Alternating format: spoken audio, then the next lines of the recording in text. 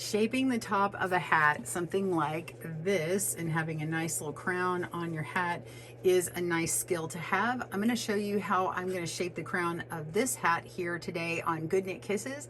I'm actually going to start with one that has an odd number of stitches and show you how to get down to the right even count.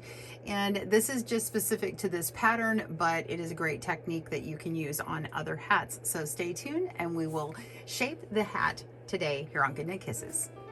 Welcome to GoodKnit Kisses. We're all about helping you stitch your love and love your stitches. All right, I have knit to my desired length and I am ready to decrease and start that shaping of the top of my hat, or the crown of the hat. So got at the right length here, and I'm just a couple of stitches shy of my stitch marker. Now I want to get to an even number, or more specifically a number that is divisible by 8. When I take the stitch count here and I divide that by 8, it's going to give me sections of stitches. Okay, and so in each of those sections I'm going to decrease or take out 1 stitch in each section, so that by the time I'm done I will have 8 less stitches each decreased round. So that's going to happen here, where I'm going to work to a certain number and I'm going to decrease, and then I'm going to repeat that all the way around, and then we're going to have a round where we just knit around. That's it. And then we'll continue doing that and decreasing by 8 every other round, and then we end up with the final just short number of stitches, like 8 stitches left or whatever.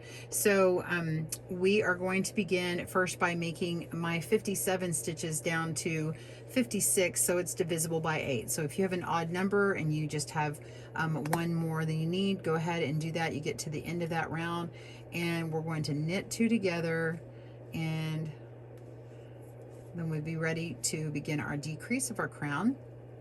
So here now I have 56 stitches, and I'm going to have sections of stitches. Now you can put in a stitch marker if you like to help you with this, but when I divide this number, I'm going to have 6 stitches in each section. So for my number of hat, I'm going to knit 5 stitches, and then I'm going to knit 2 stitches, or I'm sorry, I'll have 7 in each section. So I'm going to knit 5 stitches, and then I'm going to knit 2 stitches together, and then repeat that all the way around. So if you have 48 stitches, you're going to knit 4 stitches and then knit 2 together.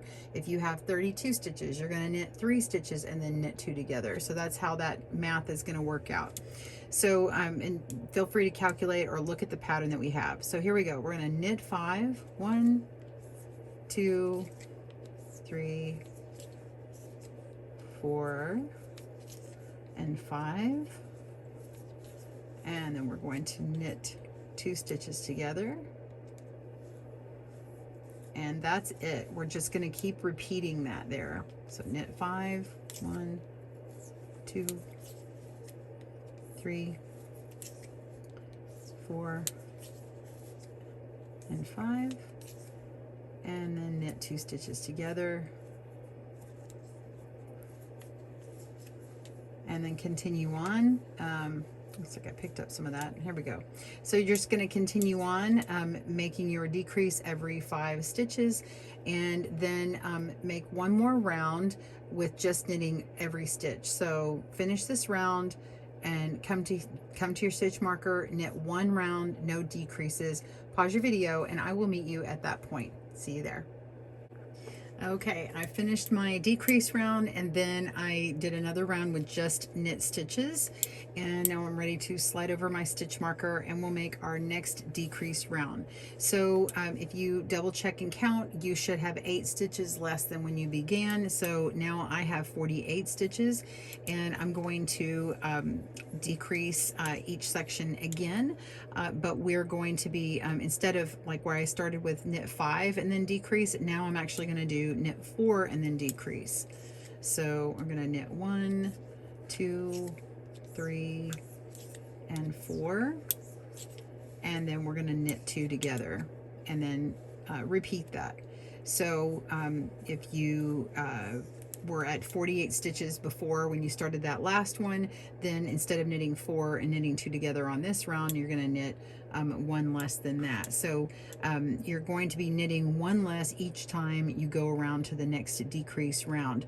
So again, if you had put a stitch marker, like let's say we had, so I had, yeah, stitch marker here, you could go ahead and place one if it's going to help you know where to stop. You put a stitch marker here and then keep going, and then after you do that next decrease, you put another stitch marker in. So if I had stitch markers in, it would be sitting right here, and then the next one on this one would be, let's see, 1 2 3 4, and then knit 2 together. So there would be another stitch marker right here, and then you would know that when you get to your stitch marker, you'll have 2 stitches in front of your stitch marker. So you knit until you have 2 stitches before that stitch marker, and then you knit those 2 together. So that's how that would work if you had stitch markers on here. So I'm going to do one more. 1 2 3 and 4, and then knit 2 together, and then I just continue repeating, and then you'll make your knit round right after that.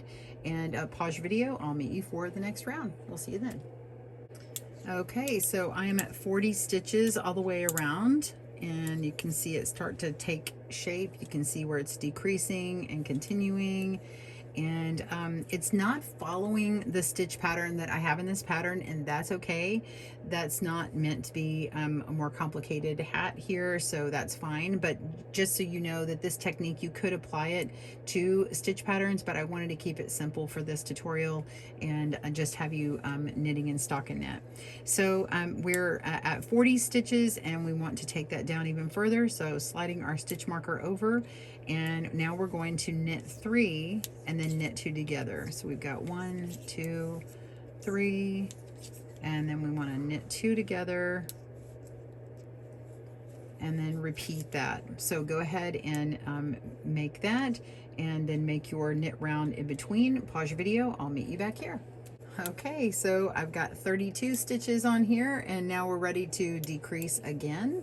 I've got my knit row in between, and start again. We're going to knit 2 and then decrease. So then we knit 2 together, and we repeat that. Now I do have down below in our video description, I have timestamps, so if you need to jump back up to where the 56 starting point is, or the 48, the 40, the 32, and then so on for the rest of this, you can go see the timestamps down below, or the chapters that you see automated, and you can jump to that. Now if your pattern has more stitches starting off, you'll have to do that division and figure that out, but this hopefully has helped you. Keep repeating. We'll come back and I'll finish this hat out for you.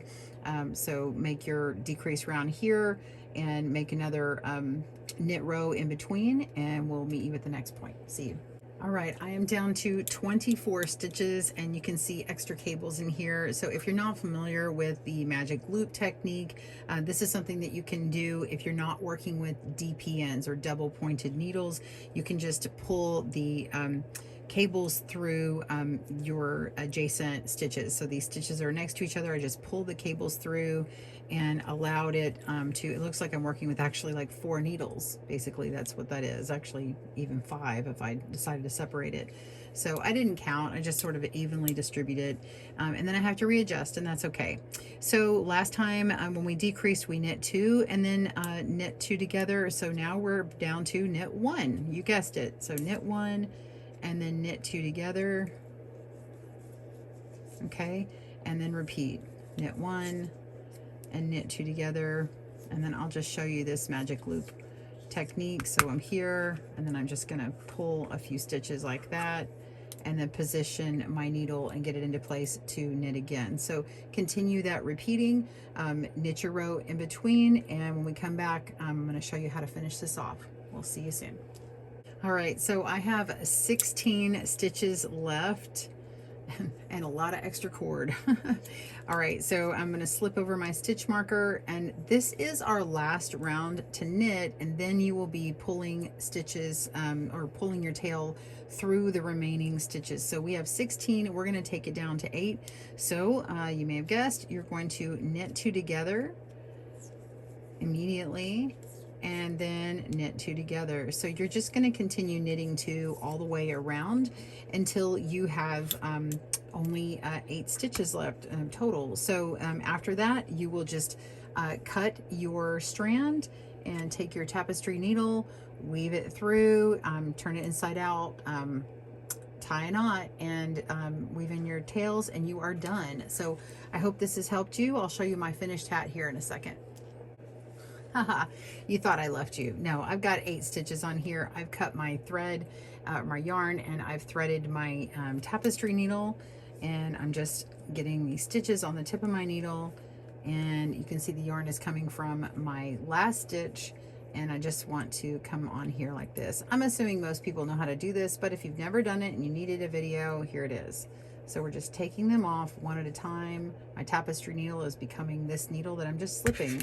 So I'm going to pull these through and get this other needle. Oops. Pull this needle here and come through, slide it down, and I'm just continuing in the next stitch, and that's 7 and 8 stitches.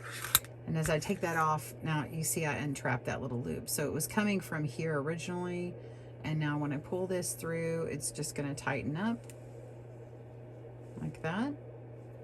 Okay, and then I can see where it came from last, and I like to go back through one of the next loops here before I go down.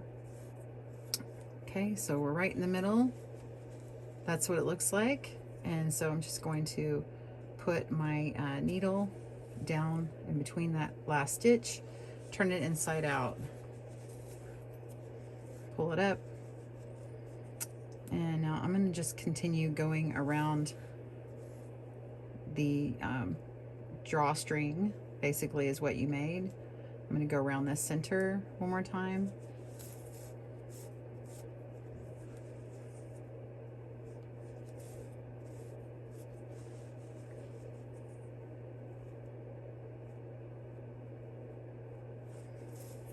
And when I've got it all the way through,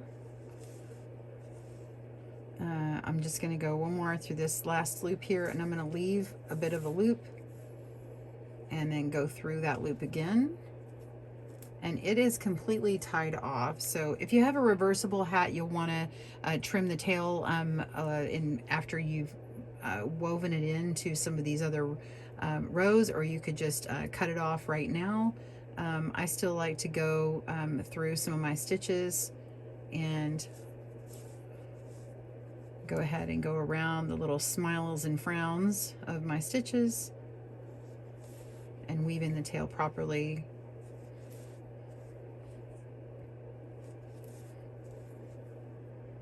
And then go through a couple here again, split the yarn, and then we'll just cut our tail. Give it a tug,